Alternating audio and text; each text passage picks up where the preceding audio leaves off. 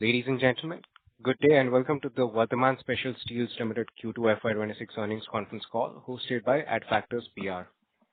As a reminder, all participant lines are in the listen-only mode, and there will be an opportunity for you to ask questions after the presentation concludes. Should you need assistance during the conference call, please signal an operator by pressing star and then zero on your touchtone phone. Please note that this conference is being recorded. I now hand the conference over to Ms. Samruddhi Bane from Adfactors PR Investor Relations team. Thank you, and over to you, ma'am. Thank you, Sagar. Good afternoon, everyone. On behalf of the entire management, I thank all the participants present on the call and wish you a very warm welcome to our Q2 and H1 FY26 earnings conference call. To guide us through the results today, we have with us the senior management team of Vardhman Special Steels Limited, represented by Mr. Sachit Jain, Chairman and Managing Director, Mr. Sanjeev Singla, Chief Financial Officer, Mr. R.K. Rewari, Executive Director, Soumya Jain, Ms. Soumya Jain, Executive Director, and Mrs. Sonam Dingari, Company Secretary. Before we begin, please note that this conference may contain forward-looking statements about the company, which are based on beliefs, opinions, and expectations of the company as on the date of this call. These statements are not a guarantee of future performance and involve risks and uncertainties that are difficult to predict. We will commence the call with the opening brief by Mr. Sachit Jain, Chairman and Managing Director, followed by the financial highlights from Mr. Sanjeev Singla, Chief Financial Officer of the company. After this, we will open the forum for the Q&A. With that, I will now hand over the call to Mr. Sachit sir to share his opening comments. Over to you, sir. Thank you. A very good afternoon, ladies and gentlemen. Thank you very much for being with us on our call today. And apologies for postponing the call from last week to today, as our entire all three board members were traveling. Mr. Rewari and Soumya were in Thailand meeting customers, and I was in Chennai again meeting customers. So, last quarter has been a very eventful quarter. One, raw material prices have been trending downwards, and therefore the price reduction also has happened. October also will be a further price reduction because costs have already come down. We'll be discussing with the OEs how much is the quantum of the production. Raw material position is quite benign, full availability of raw material. We are not facing any problems anywhere whatsoever. The board, there have been changes in the board. Our chairman, Mr. Rajiv Gupta, stepped down from the board after 3 terms, 2 terms as independent director and 1 term of 3 years as a non-independent director and chairman of the company. Also, Mr. Sanjoy Bhattacharya, long board member, stepped down after his 2 terms as independent director ended. In their place, we've had 2 new board members. Mr. Dinkar Gupta, retired NIA Chief of India, as well as retired DGP of Punjab, and Mr. Nishant Arya, a young industrialist in the auto component space, dealing with the major auto components, auto OEs in India, as well as globally. And I have taken over as chairman after Mr. Rajiv Gupta's wonderful term as chairman. The other highlights have been the third renewal of the technical assistance agreement for 3 years from 1st October 25 to 30th September 28. Now, as you are aware that with Aichi, our technical agreement is always for a stance of 3 years, for a period of 3 years, to be renewed. And some changes are always done based on the requirements of the business at that point in time. Now, for example, the technical parts of the technical assistance have come down. More of marketing support is required. As well as quality support is required to improve quality further for the newer requirements and the most sophisticated requirements of the OEs.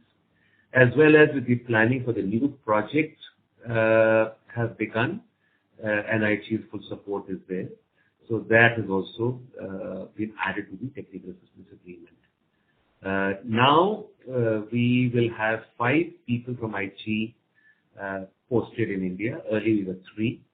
1 new person, senior person for quality as well as technical transfer from old unit to new unit, and 1 person for marketing will be joining from 1st of January. So also IHE's increase of stake by to 25% signifies much stronger commitment, more than their capital infused. It's the commitment to India and commitment to VSS that is the important part. I was in Japan for the signing of the ceremony. We had very fruitful discussions with our partners, as well as we had a press conference in Japan. For me, the first time attending a press conference in Japan regarding our JV. As regards CapEx, the COX block was successfully commissioned earlier this year, and several production now for almost 7 months. Production has been running. 6 months production has been running. So successfully, this has been a very, very strong implementation by the COX team, as well as Danelli and the other machinery manufacturers, as well as our maintenance, erection team and the production teams. As regards the new reheating furnace, which will increase our production, this is getting commissioned by last quarter of this year. So from 1st of April, we will have full impact of the new reheating furnace, which will enable increased production of our rolling mill, which means our job work quantum will start coming down, and therefore the loss of profit on the material that was sent outside for job work will come down substantially from first quarter of next year. The new NDT line is in progress. By June, it should be commissioned. With this, we will have eliminated any limitations as regards making quality for 4-wheelers. As our first NDT line is getting nearer full capacity utilization, it was imperative to get the second NDT line, and that should be commissioned by June as per plan. The other big change that happened last quarter is this new trend towards circular economy, and Maruti Suzuki has been the first company in our knowledge that has taken a concrete steps in this area, where we'll be buying CRC scrap from Maruti plants, and we will make steel and send it back to the vendors of Maruti in a closed loop, which will be traceability of material. This process started in the month of September. This will strengthen our relationships further with Maruti, and as they go towards the green initiatives and circular economy initiatives, we are there step by step walking along with them. As far as the greenfield steel plant is concerned, we are in the last stages of finalizing our land, and planning for the plant is going on in full swing in terms of machinery selection, layouts, machinery configuration, and layouts and specifications of all the machines. All that's going on and going on track. Solar power plant, this was supposed to have been commissioned by June of this year. As we had shared that the transmission line was still incomplete because some farmers had gone to court and stay had been granted. In the last 4 months, all the stays have been vacated, and now all hurdles for completing the transmission line are over. And hopefully, within this month, latest December, the transmission line will be complete, and we should be able to take advantage of the solar power plant, which will also lead to our carbon footprint coming down from 0.72 to about 0.48, and 2, since the solar power is cheaper than the grid power, our power cost will also be lower, which will lead to enhanced margins moving ahead. And we've already shared with you that we have been discussing with our partner IG regarding the new forging line, and we hope to finalize our plans by January. So hopefully in the January Concall, we should be able to share details, timelines, what are we planning to do, investments and all that. So that as we had shared in the previous Concall, that will take us about 6 months. So we are on track, and hopefully by January, we should be able to share the details of that. And the other thing that we've done is we've done a carbon footprint study by DNV. Earlier we had done by CII, but we realized that CII is good as far as Indian customers are concerned. But for global customers, DNV is a more recognized thing. So that has been done. The figures are almost identical with the figure that CII had calculated. So 0.72 and 0.73 was the difference from one to the other. So we are on track with that. And IG funds have been utilized to repay our WCDL of 150 crore rupees. And the balance funds have been invested in money market funds and liquid funds, which has led to a reduction of finance costs and therefore PAT improvement in the second quarter. I'll pass over the line to Mr. Singla, our CFO, to take you through the numbers, and then we are available for Q&A. Thank you, sir. Good afternoon, ladies and gentlemen. First of all, I want to share that these quarterly results have been taken from our SAP system, which we have gone live with the latest version of SAP S/4HANA from 1st of July 2025. So all the modules have been taken in this S/4HANA integrated solution. Earlier, we were working on two different solutions. One was SAP ECC and NOW. So it is now one integrated solution, resulting in more strong controls and effective management system. So coming to the numbers, for this quarter, our total sales in terms of quantity is 55,500 tons as against 59,000 tons, resulting in revenue of 432 crores. Year-on-year, 12.64% decline. So it's a combination of both. One is the quantity, which is down by 4,000 tons, and then price reductions, which is continuously happening from last year. Every quarter, the prices are declining because of decrease in the input cost also. So as a result, our EBITDA, including other income, is 56 crores as against 48 crores in the corresponding quarter of last year, 16% increase. EBITDA per ton is 10,000 rupees per ton, and our PAT is 34.5 crores as against 26 crores in the last year. It is proportionately higher than increase in EBITDA because our financial cost has come down because of the funds infusion by IG Steel. And on half-yearly basis, our total revenue for the half year is 865 crores, and EBITDA, total EBITDA is 96 crores, almost same as in the last year. EBITDA per ton is 8,600 rupees per ton, and PAT is 54 crores against 52 crores last year. So that's all on the numbers, and now I request for the question answer session. Thank you very much. We will now begin with the question and answer session. Anyone who wishes to ask a question may press star and then one on their touchtone phone. If you wish to remove yourself from the question queue, you may press star and two.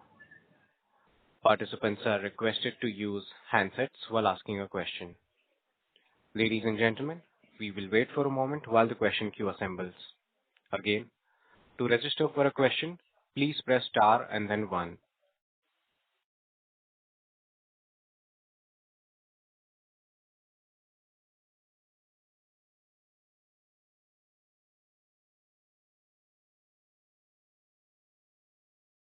Our first question comes from the line of Deepak Pandey from Sagun Capital. Please go ahead. Hi, sir. Congrats on a good set of numbers. Sir, a few questions. Firstly, on the forging plant that we are putting up, can you throw some color on what sort of segmental demand are we looking to cater? Is it going to be focused autos only? Yes. As of now, as far as this plant is concerned, we are only in auto, and therefore our forging line that we're looking at will also be focused on auto. And we will be trying to see that if we can make a part that is going into EVs as well. So, but all those are a discussion just now. So beyond this, at this point, we don't have more details to be shared. Got it. Secondly, sir, some light on where do we stand in terms of market share for, bright bars in terms of capacity and then the sales volume? And are we seeing any tailwinds currently with the auto sector, growing? Any green shoots from the customers? Yeah. So market share-wise, we will be amongst the smaller players. So there is enough scope for us to grow as we go ahead. But we would be very strong in market share with the high-end customers. So there are customers at the top end where we will be 60 to 70% share of business of some of the key customers. And some of these customers deal with the entire gamut of automakers. So that way, wherever high quality, sophisticated products and reliability is concerned, we would be the customer of the vendor of choice. As regards, and sorry, the other question you had was, so there is enough scope for us to grow. And the second part of the question, can you repeat that, please? So any green shoots from the clients in terms of, auto sector tailwinds that currently we are having? Yes, so those are signals we are getting that two-wheelers sales, of course, have increased, and therefore demand for two-wheelers will remain good, as well as demand for smaller cars will remain good. This year, the benefit is not too much because the sales were lower initially, waiting for this GST reduction. So the full impact of these changes we hope to get next year. But yes, these are all very positive changes, and I think the government has done its bit in giving the industry a fillip. And overall, there is optimism in everybody that the next financial year volumes should be pretty good. All right. And sir, in the last earnings call, we mentioned that there is some competition that we are seeing undercutting of prices. Is that still the same, or has it eased up a bit in this quarter? That continues. And the only way for us to counter that is to continuously improve our quality, get in better products, as well as look internally to reduce costs further. As I said, with this new reheating furnace coming in, we will ourselves see a major cost reduction. One, because of the outside material, which is currently going on job work. The profits that we are passing on to our vendors, we will be able to take those inside, as well as costs of loading, unloading, transportation, and so on. And secondly, with this new reheating furnace coming in, our yields will become better because of two reasons. Our losses on heating and scale loss will come down, as well as losses on end cuts because we go to have bigger billets. So all told, we go to see a decent cost reduction, as well as enhanced capacity, because after this reheating furnace, our rolling capacity will hit 270,000 tons of output, which is what our target is. All right, sir, that's very helpful. So last question would be on the split between bright bars and the black bars for Q2, and any color on the split for FY26 in total. So a lot of the bright bars were actually going in for exports to the US. not directly from us, but from our customers. And as the US exports have got affected because of the tariff issue, so clearly that has affected our volume in bright bars, and therefore our bright bar volumes are down. If things were normal on the bright bar front, we would have had higher sales this quarter than what we were able to achieve.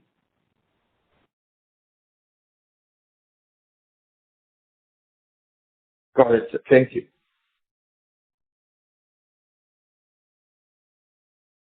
Thank you. Before we take the next question, a reminder to all the participants, you may press star and then one to ask a question. Our next question comes from the line of Parth Patel from Patel Investment. Please go ahead.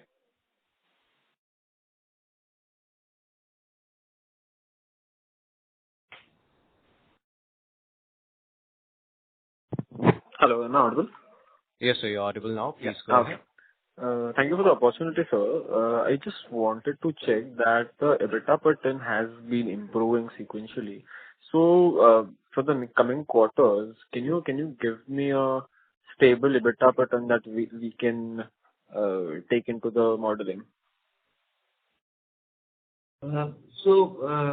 Our declared range was 7,000 to 10,000 rupees a ton. And we have said that from next financial year, we should be upping the range to 8 to 11. So we stand by that as of now. Okay, got it. And just for the sake of repetition, can you let me know how the Aichi collaboration is going on, and is there going to be any sort of internal technology transfers, and what's the status of land that you were looking?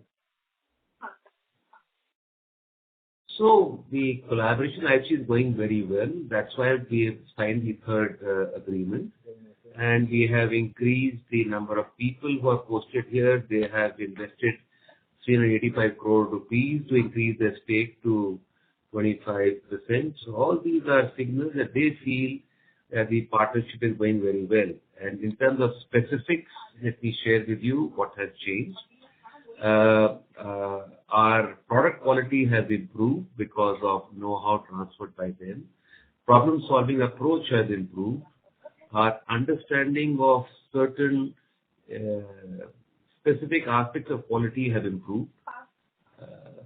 The overall culture has improved, and customer acceptability and access has improved significantly. So, for example, the Toyota approval for global operations happened, I would say, only because of their availability. Plus, it's all the other OEs. They are fully helpful, and they are helping us get those approvals. Even some of the other Toyota Group companies, which are tier ones, which we are supplying to other Indian OEs like Tata and Mahindra, those all are coming basically thanks to Aichi. So a lot of support in marketing is coming in. Maruti also, the localization project of Maruti, where we'll be replacing imported steel with steel made at VSS. That project also, I don't think without Aichi support, that project we would have made much headway. So all in all, we are having significant benefits thanks to it. Got it, sir. And about the land parcel? Land parcel, we are in the last stages of finalizing. So hopefully by the time we have the next Concall, we should have the land with us. Oh, okay, sir. Got it. Thank you so much, and all the best to you. But please understand, this is land that we are purchasing from farmers. So with the best of intentions, best of plans, sometimes this could get further off because there are a large number of farmers and a large number of landowners. So within each land parcel also is, within each family, there could be 2 or 3 family members, somebody may be overseas and so on. It's a slow and tedious process, cumbersome process. And then we have to go through 30-year records of each land parcel. and you need land contiguity, and you need land of a particular length. We put a new rolling mill, we need half a kilometer in length and 300 meters in width. So you need that kind of land parcel also. So all those things have already been seen, and we are in the process of finalizing this land. So hopefully we can expect 2 quarters maximum. should be done. Hmm. Yes, Got it. but Thank you. in all probability, this quarter it should be done. Okay, sir. Thank you. Thank you. Our next question comes from the line of Ritvik Sheth from One Up Financial. Please go ahead. Yeah.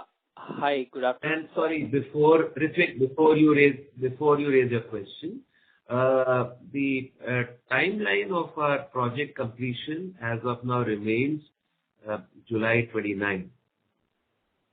So that doesn't change with the little longer time it has taken us to get the land. As of now, we are quite committed to July 29 for commissioning the new plant. Yeah, Ritvik, go ahead, please. Yeah. Hello, good afternoon, sir. So, few questions. So, firstly, just continuing from the previous question. Ritvik, can you be a little louder? Yeah. Is this better? Hello? Yeah, much better. Thank you. Yeah. Yeah. So, Yeah, go ahead. have you spent anything on the new plant in the current half? Because the No, the capex. new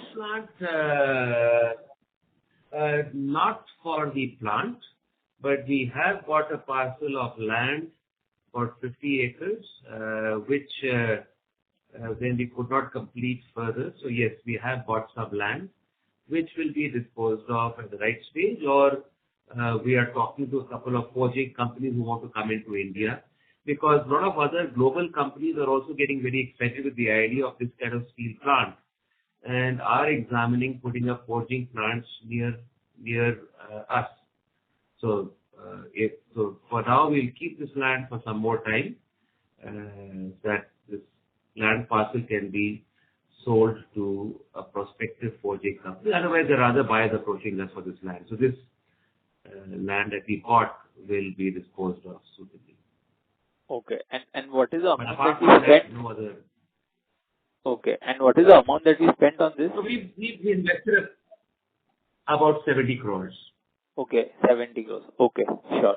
And so my second question is on the deemed exports for Aichi. So if you can give us the brief color on what was that in H1 and any signs of higher volume going forward. We haven't shared. No, we haven't shared those figures, what business we are doing with Aichi. But overall, suffice it to say that the exports to Aichi are a bit lower than what we had estimated because of Toyota, Thailand market being subdued. And within Thailand, Toyota's sales were also subdued compared to their original plans. And the third factor which came in is the Japanese yen weakened significantly compared to when we started this deal. So yen has moved to 145, 150. So then steel from India is almost as expensive as Japanese steel in Thailand. Oh, okay. And on Indian steel, there is a 5% custom duty. So yes, it's taken a little more time. So therefore, seeing that the lifting of product was not up to the mark, we are bringing forward the forging plan to see that the amount of steel that Aichi had said that we'll be able to use from VSS, we will partly make up through the forging business. Okay, got it.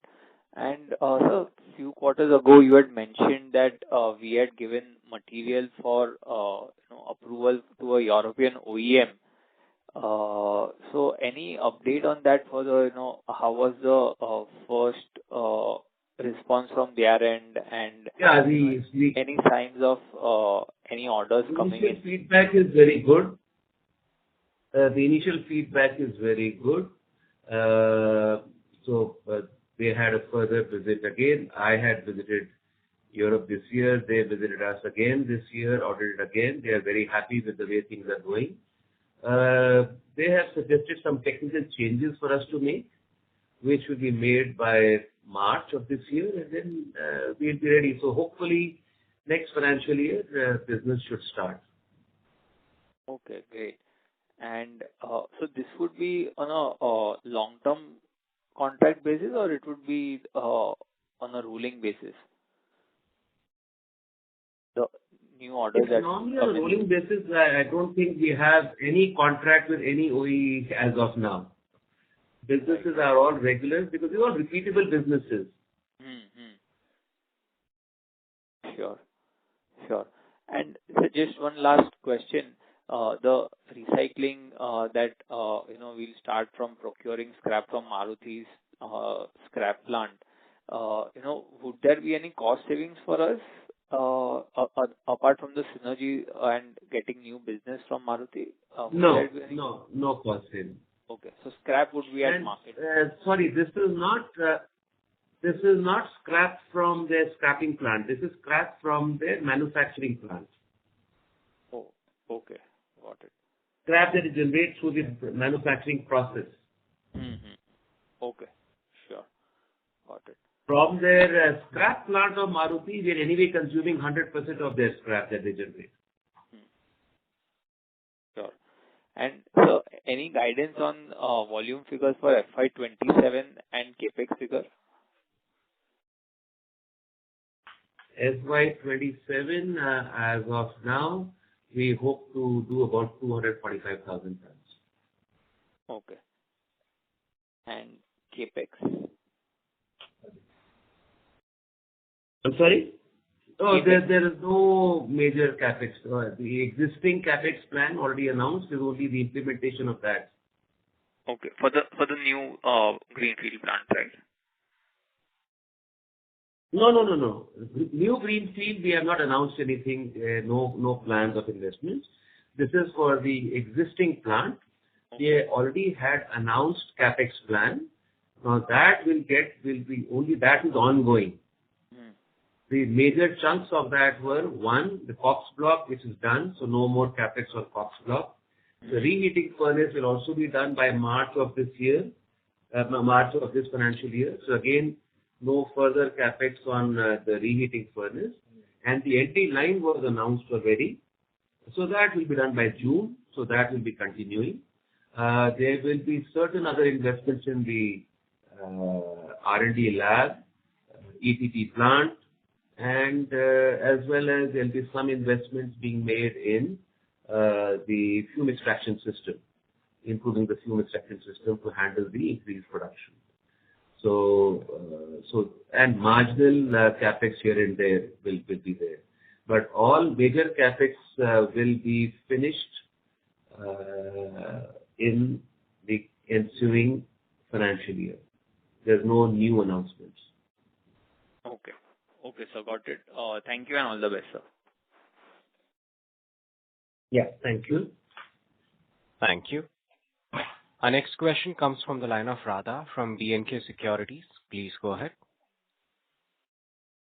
Hello, sir. Thank you for the opportunity.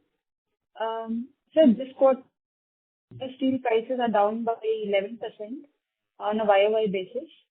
Hence, we can see the benefit of that in the raw material prices. However, the realizations are down only by 3% YOY, which shows that the pricing benefit is not yet passed on to the customers. So will it be passed on in the next quarter, and hence the next quarter gross margins are expected to be lower than this quarter? So prices will be lower in next quarter than this year. That part is correct. And it would be correct to assume that there's a possibility that the EBITDA margin for third quarter will be a bit lower than second quarter. That part is correct. That's why we always give a range of that rather than a precise amount. So we'll be within the range, and there will be a reduction. Okay. So, second question was that what are the extra processes that is required to make bright bars over black bars? Because of these extra processes, what is the incremental EBITDA per ton that is made in bright bars? So the extra processes is that first we have to straighten the material. Then there is a turning operation, we call it peeling, which is what gives the color, which we call it the bright bar. Then there is centerless grinding after that. And then normally we have an inspection and testing, and then we cut to size and then pack.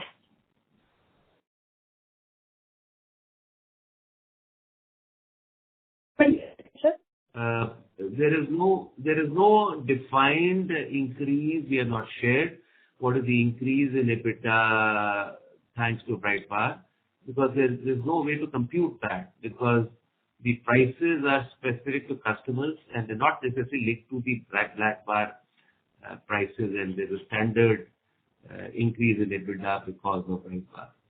Sometimes it's the cost of being in business, and sometimes it adds to the profitability.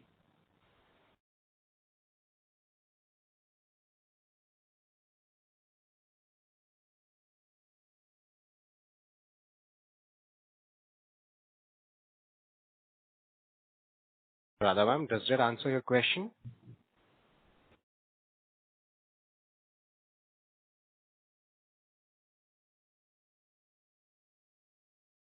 Ma'am, we are not able to hear anything from your line. We can move to the next question, then she can come back if she has any doubt. Thank you. A reminder to all the participants, if you wish to register for a question, please press star and then 1. Our next question comes from the line of Meera Mittal, an investor. Please go ahead. Thank you, sir, for the opportunity. Sir, could you please elaborate on the key growth drivers that you foresee over the next 3 years, like domestic demand revival, export opportunities, any aftermarket segment contributing to your growth strategy? So overall market growth, because Indian auto still is expected to go up to about 10 million cars, or that's one estimation, or 8 million cars is the other estimation by 2035. So going towards those numbers, the numbers will keep growing with the growth in the economy. So that's one part. Second driver will be some more approvals that are the development process coming in. So that is the second driver.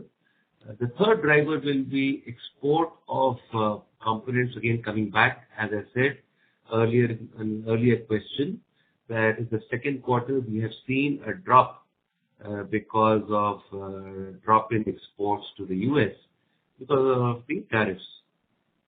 So as they get resolved in the next 3 to 6 months somewhere, that would be another driver. And lastly, some of the things that have already been approved, they are going to start from sometime next year and beyond. Plus, we were also going a bit slow because we had capacity constraints. After June of next year, those capacity constraints would largely have gone, and therefore we can also little freely produce material. Our service is going to become better. Today we have long lead times because of shortage of rolling capacity. All those problems will get resolved by June, so we should have a better chance to sell. And the other major drivers are going to be green steel. That is very clearly something that most customers are talking about. And circular economy, which we already started in a small way with Maruti Suzuki.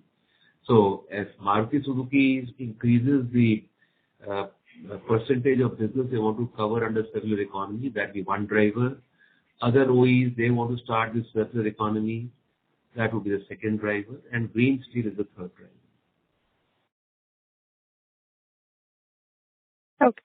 Thank you, sir. We would be the best placed. We would be the best placed among the auto steel companies as regards green steel. The European companies coming to us are coming to us only because we have green steel.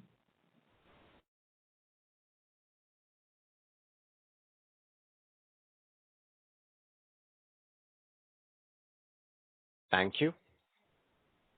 Our next follow-up question comes from the line of Radha from B&K Securities. Please go ahead. Ma'am, your line is not clear. Yeah, Radha, go ahead.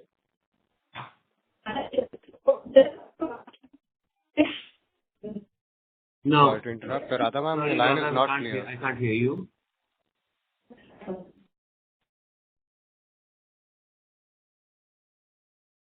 We'll move on to the next question.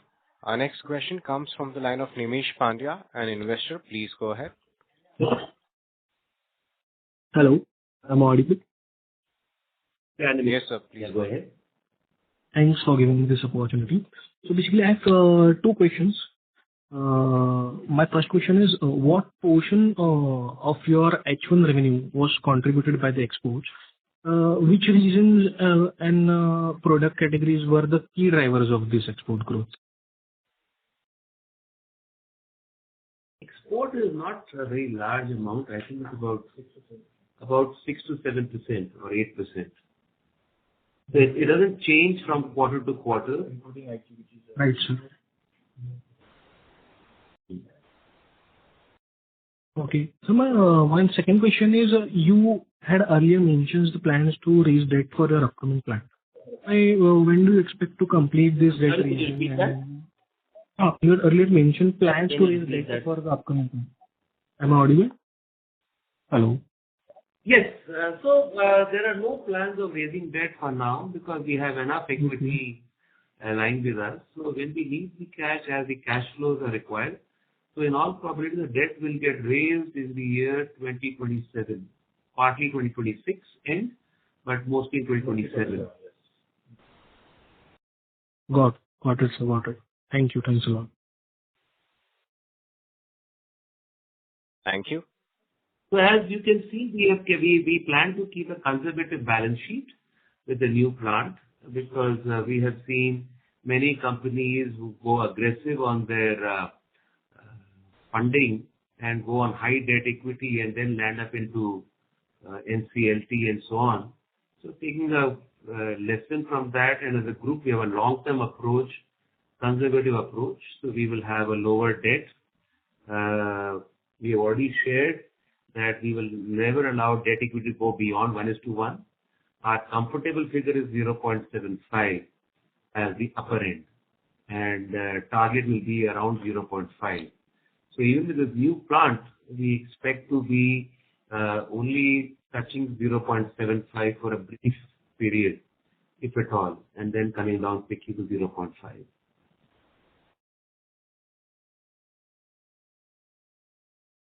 Thank you. Before we take the next question, a reminder to all the participants, you may press star and then 1 to ask a question. Our next question comes from the line of Prateek Dugar from IntelSense. Please go ahead. Yeah. Am I audible? Yes, sir, you're audible. Hello? Please Yes, go ahead, Pradeep. Okay.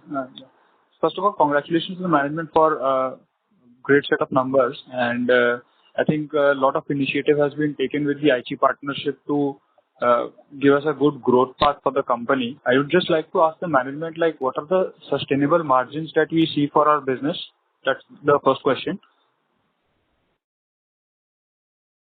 As you said, from next year, we hope to have between 8,000 to 11,000 rupees EBITDA per ton.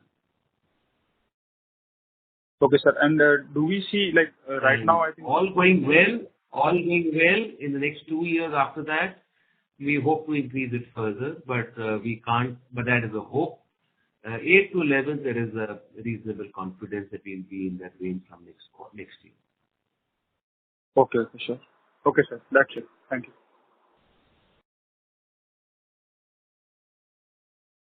Thank you. Our next question comes from the line of Vineet Thakur from Plus 91 Asset Management Company. Please go ahead. Hi, sir. Good afternoon, sir. Thank you for the opportunity. I'd just like to know the outlook of our industry as a whole. What do you think would be down next 2 years with the green steel demand going up or not? What do you think about that, sir? Very difficult to predict in the next year or two, But over the next 5-year period, we expect a good demand because of all these factors. Year or two, very, very difficult to predict because these are trends which are everybody's talking about. The first action we have seen is from Maruti for the circular economy initiative which we started last month. This is the first initiative from any OE that we have seen. And secondly is the European OEs that are coming to us. That is happening because of green steel. But till the government of India cracks the whip a little bit and gives some targets, very difficult for us to predict when the movement of these green will have an impact. So when I'm saying that we'll be improving our EBITDA per ton to 8 to 11 or a little beyond that, we are not taking any impact of these factors which are beyond our control. If green steel becomes a reality in India and becomes a requirement as it should, then there'll be a massive boost in terms of demand and therefore ability to improve margins. But that is not in our control. That may happen 3 years from now. That may happen 5 years from now. It may just remain talk. We don't know. As of now, And so, what we do here is that there is seriousness towards this. okay, sir. Thank you. So I had one more question. So since you know the government has given the target of 300 million tons by FY 2030, do you think how it would affect you positively or like would it have a incremental growth on you, on your revenue or your cost margins? We are very, these questions are more relevant to a JSW or Tata Steel or a ArcelorMittal, which are at 40, 50 million, 60 million bigger target. We are a small company. Our target is to reach up to 0.8 million tons.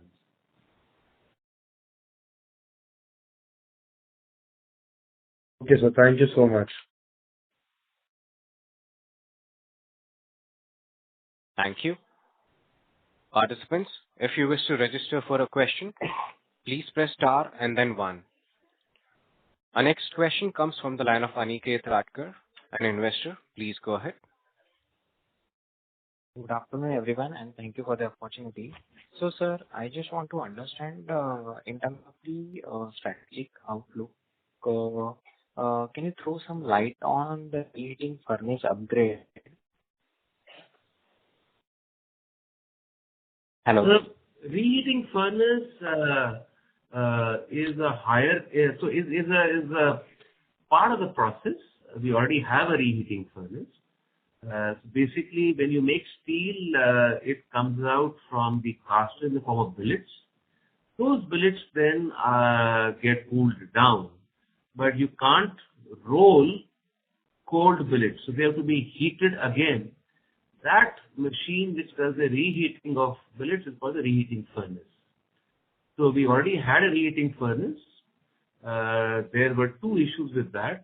One was it had a smaller capacity, and that was the bottleneck which would not allow us to increase production in our rolling mill. And second, it had a walking hearth furnace, and which leads to some quality issues. So we are moving to a bigger furnace and a walking beam furnace, so which means the quality will improve, which means our rejections and repair rework costs will come down, and our rejection should also come down. That is one part, and our capacity will go up. And the third, we will be increasing our billet size from 4.2 meters to 5.2 meters. And both sides of a billet are cut as scrap. So on 4.2 meters, we were cutting out scrap. We will be cutting out scrap at 5.2 meters, which will reduce the total amount of scrap that we generate internally, and therefore our yield will go up, which will all lead to cost saving. So there is production improvement, quality improvement, and cost reduction, all three aspects. Okay. So, sir, you were saying the capacity is fully utilized in terms of the reheating furnace upgrade. So, is there any plan to expand the capacity in this? Yeah, yeah. That's it. That's what I'm saying. With this new reheating furnace, then from 200,000 tons, which is our current capacity, we'll be able to go up to 270,000 tons. Okay. Okay. And sir, in terms of our So revenue the and the capacity for margin. rolling mill will go up. Okay. Okay. I'm Okay. Got sorry. it, sir. Hello. And therefore, revenue will also improve because we'll be able to produce more material. And two, our margins will go up because our costs will come down with the new reheating furnace. Okay. Okay. Got it, sir. And sir, one last question. In terms of revenue and margin mix, how do you envision that revenue and margin mix evolve by FY28 across our rolling mills and bright bars? FY28, we expect to hit 270,000 tons, which is our capacity. Okay. And EBITDA per ton, 8 to 11, we are quite confident. And then we hope by then we will be able to increase this range from 8 to 11, maybe to 9, maybe 8 to 12 or 9 to 12. Okay. So we expect to see a bigger margin, but very difficult to predict so far advanced. So the confidence level as we have is 8 to 11. Got it. Got it, sir. Thank you, sir. Thank you so much from my side. So if you see the lower end of that, that means 270,000 tons, if we are able to achieve that figure. So 216 crores at the lower end is what the EBITDA should be. Got it. Got it, sir. On 270,000 tons, it can go up to 300,000 tons, about 300 crores. But I'm saying by then we will be able to give a better forecast as we get closer to that figure. Got it, sir. Got it. Thank you, sir. This is from my side. Thank you. Participants, you may press star and then 1 to ask a question. Our next follow-up question comes from the line of Radha from B&K Securities. Please go ahead. Hi, sir. Am I audible? Yes, ma'am, you're audible now. Sir, what is the incremental cost per ton of the extra processes that happens in bright bars over black bars? We don't share those numbers. So generally for the industry, how Roughly much? it is 20. Yeah. I haven't looked at industry numbers, so I don't know. And it's 25, roughly our bright bar is between 20 to 25%, and black bar is about 75 to 80%, roughly. So last question. In your previous calls, you had indicated that you will start supplying to auto OEs directly. So, sir, actually, Yes, the products we that already discussed that. I'm sorry? Yes, sir. So OEs usually buy this For gears. This for is gears. for gears. And this is what we discussed a little bit earlier in the call of import substitution. So where the OE was directly importing steel from Japan, that steel is likely to come to us. So that approval process has been done. Now the question is they have to take a decision when will they do the shift over, the switching over. Understood, sir. Thanks and all the best to you. And this will be the first case where we are supplying directly to an OE. Otherwise, normally we supply to tier 1s or sometimes tier 2s. Mm-hmm. Yes, sir. Thank you and all the best to you. Thank you. Thank you. As there are no further questions from participants, I now hand the conference over to the management for closing comments. Ladies and gentlemen, thank you so much for having interest in our company.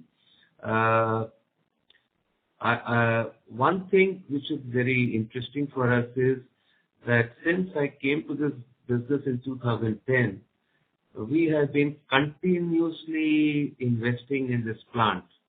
Now, thanks to those continuous investments, we have reached from 50,000 tons of production. We hope to reach 270,000 tons of capacity by next year and filling up the capacity in 2 to 3 years. After this, we should hopefully end our CapEx cycle as far as this plant is concerned. There is one idea which we are working on, which is if we can go even beyond this capacity levels. But that idea, once we are able to test it out, then we will share that may require further CapEx. But that is only if this idea works out. Otherwise, as far as we are concerned, this plant is now largely done. The future CapEx will largely go into the new plant and the forging business. The announcement of the forging business will happen by Jan. And as of now, the target commissioning of the forging line is also before July 29. So both these things which will happen simultaneously, the forging line as well as the new plant should happen simultaneously. But we'll have more details when we have our January phone call. So thank you very much, and we look forward to your remaining with us as we continue on this journey. Thank you. Thank you. On behalf of Adfactors PR, that concludes this conference. Thank you all for joining us, and you may now disconnect your lines.